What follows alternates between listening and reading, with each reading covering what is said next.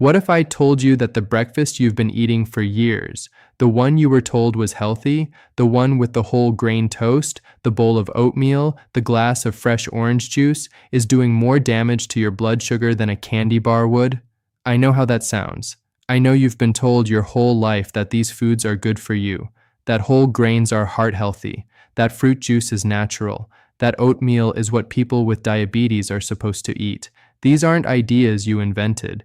You were told them by doctors, by cereal boxes, by decades of nutritional guidelines that have since been revised and in some cases, quietly abandoned.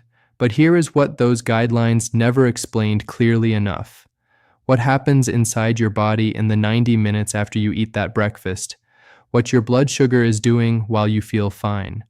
What your pancreas is being forced to do that it was never designed to do repeatedly every single morning for decades? I'm Dr. Jake Taylor, and I've spent years working specifically with patients over 60 managing type 2 diabetes. What I've seen consistently across hundreds of patients is this. The people who struggle most to control their blood sugar are not the ones eating cake for breakfast. They are the ones eating what they genuinely believe is the right thing. They are following the advice, they are trying, and the advice is failing them. Today I'm going to explain exactly why, and I'm going to give you 3 specific breakfast strategies, each one backed by clear biochemical reasoning that can change what your glucose monitor shows you within days of starting. Write your country in the comments, and if you're new here, subscribe and turn on notifications. I make these videos every single week for people over 60 who are managing diabetes and want real information, not reassurance. Let me tell you about William.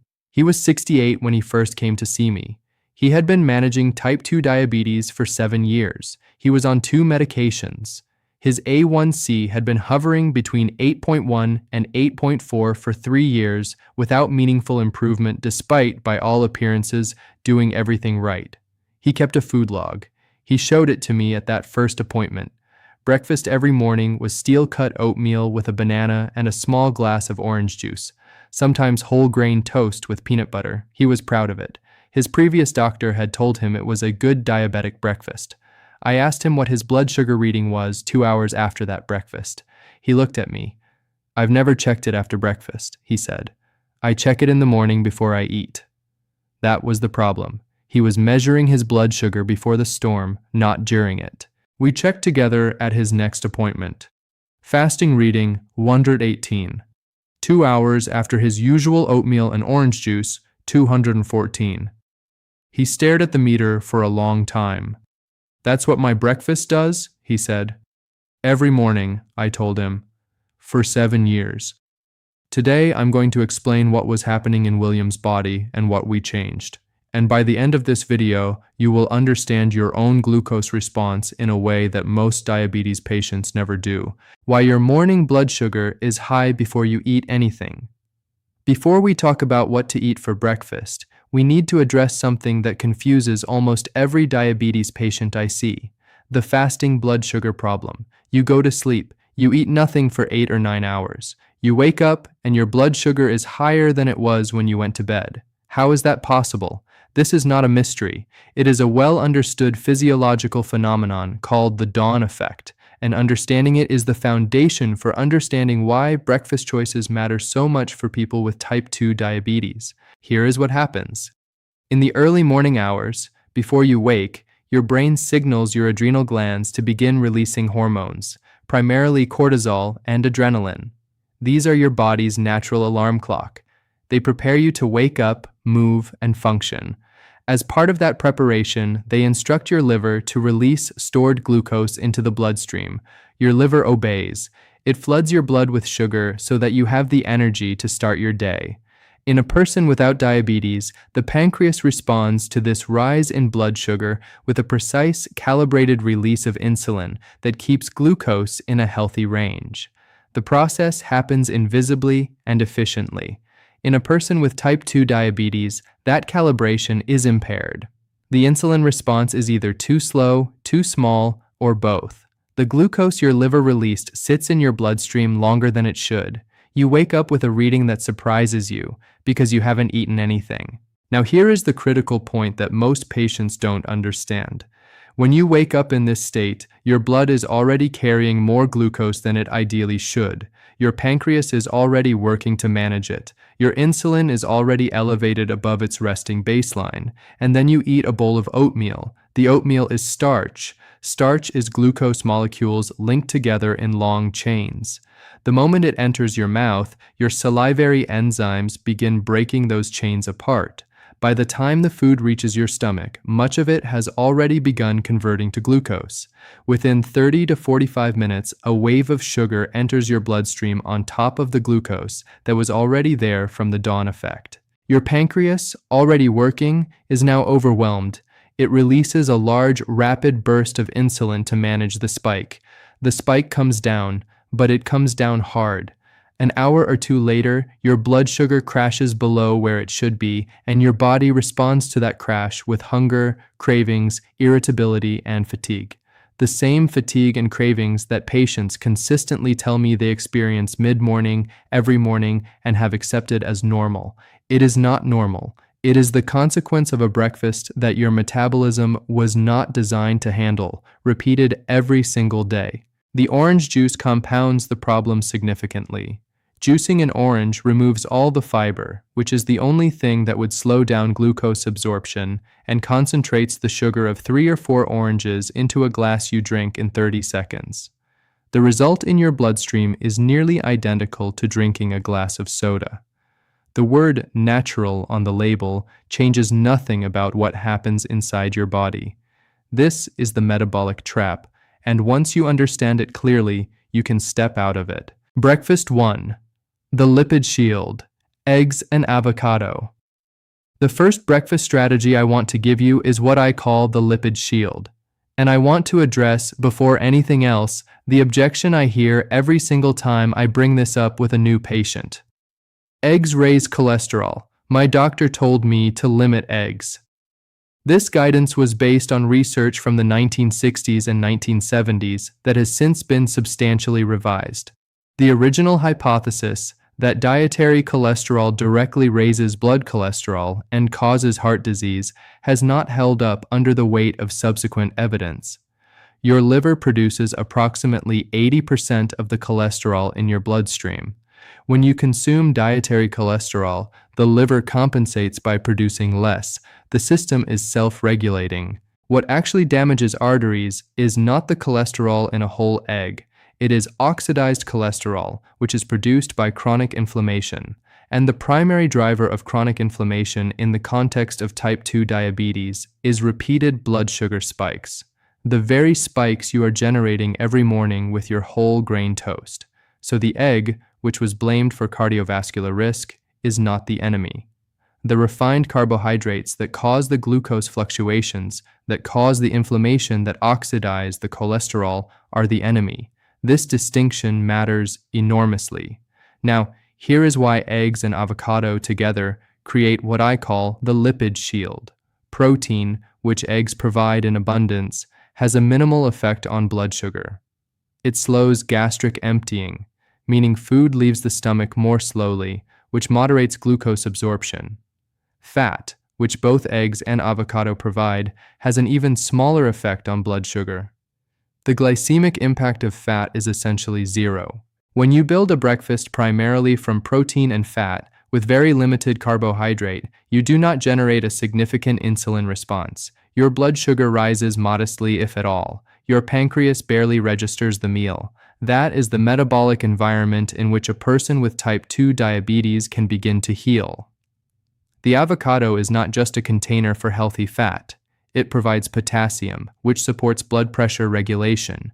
It provides fiber, which feeds your gut microbiome and slows any glucose absorption from other components of the meal.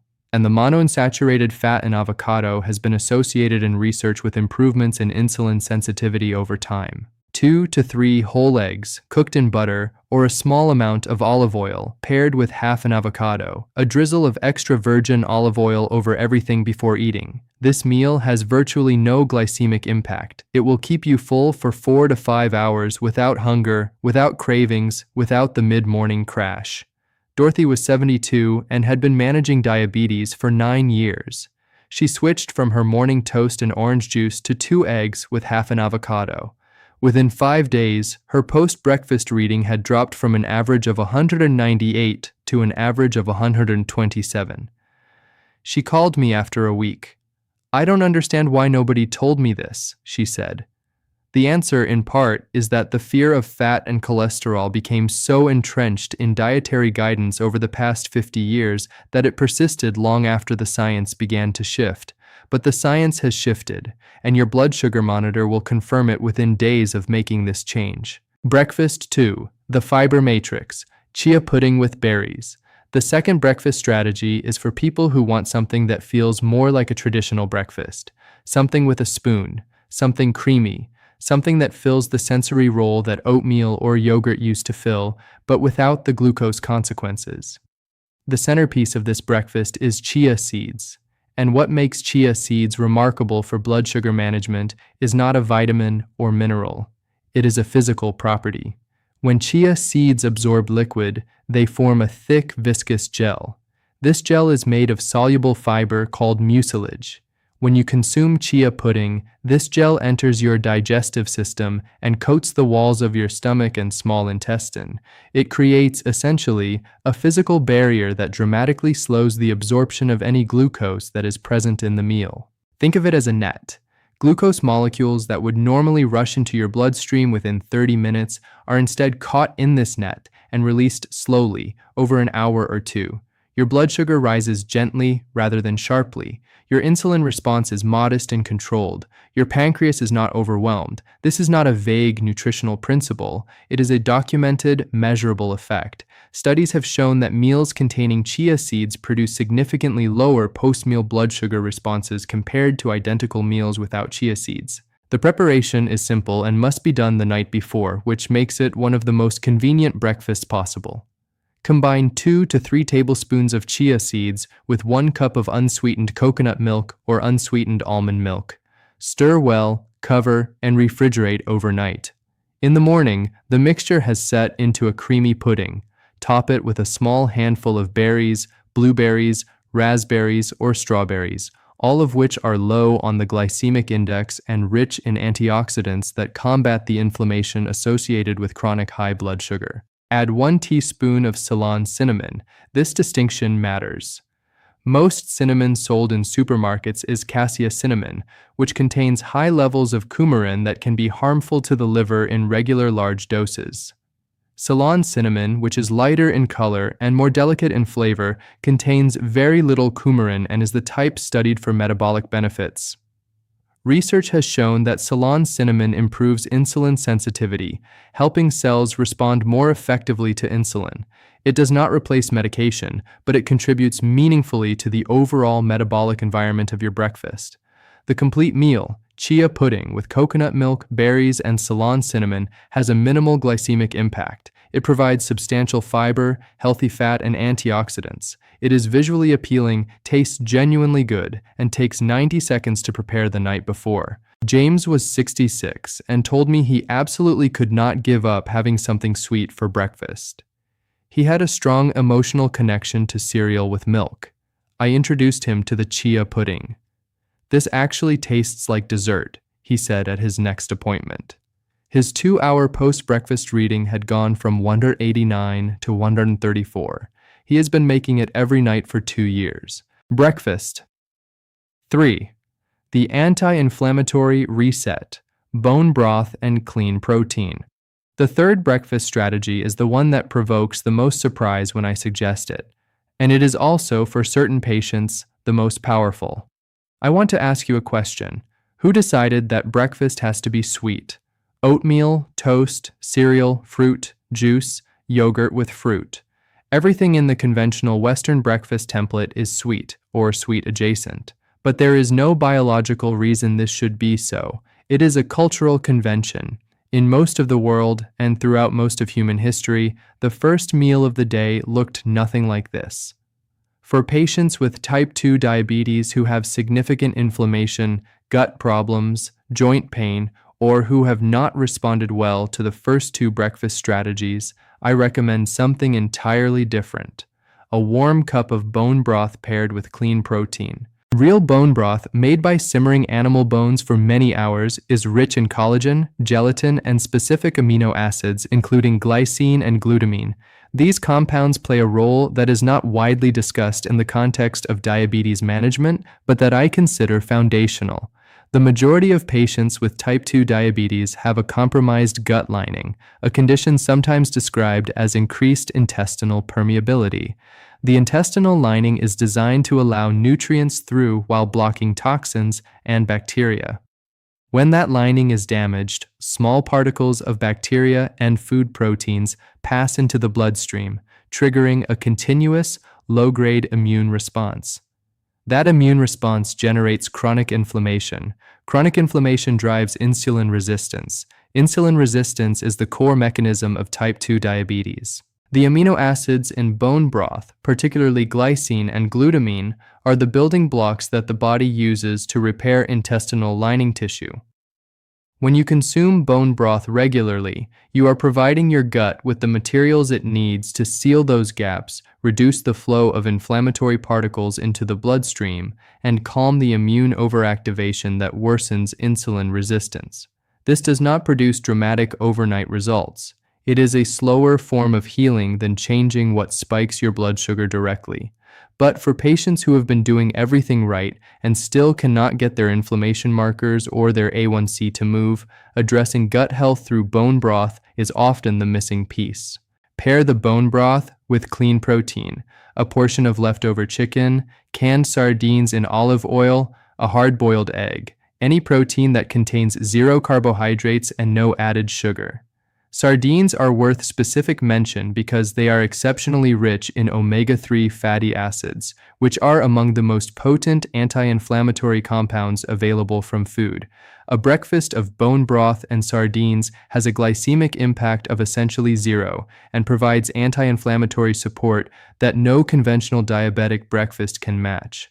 Yes, I understand this sounds unusual. I am asking you to reconsider a lifetime of conditioning about what breakfast looks like.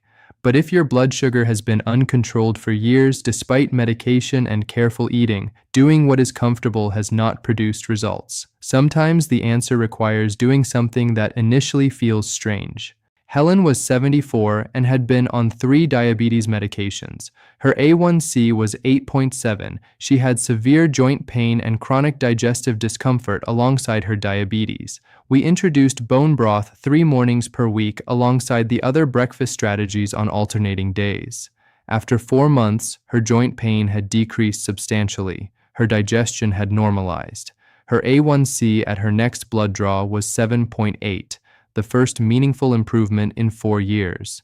I feel like a different person, she said. Her doctor reduced one of her medications. The 7-day personal experiment. I've given you 3 breakfast strategies. Each one is grounded in clear biology. Each one has been tested in my practice across many patients and produced consistent results. Now I want to give you something specific to do with that information.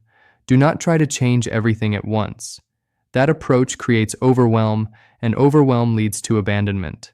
Instead, I want you to run what I call a personal metabolic experiment over the next 7 days. Choose one of the 3 breakfasts, the one that appeals to you most, the one that seems most manageable with what you have available, the one that fits most easily into your morning. Just one. Commit to eating that breakfast every morning for the next 7 days. Here's the critical component. Use your glucose monitor. If you have one, measure your blood sugar 2 hours after breakfast each morning. Write the number down. At the end of 7 days, compare those readings to what your 2-hour post-breakfast readings have been before this change. Most patients who do this are surprised within 3 days. If you do not currently monitor your post-meal blood sugar and only check fasting levels, I want you to understand what you have been missing. Fasting blood sugar tells you the baseline. Post-meal blood sugar tells you what your food is actually doing. An A1C is an average that can hide significant post-meal spikes. The 2-hour post-meal reading is where the damage accumulates. It is the number that predicts complications.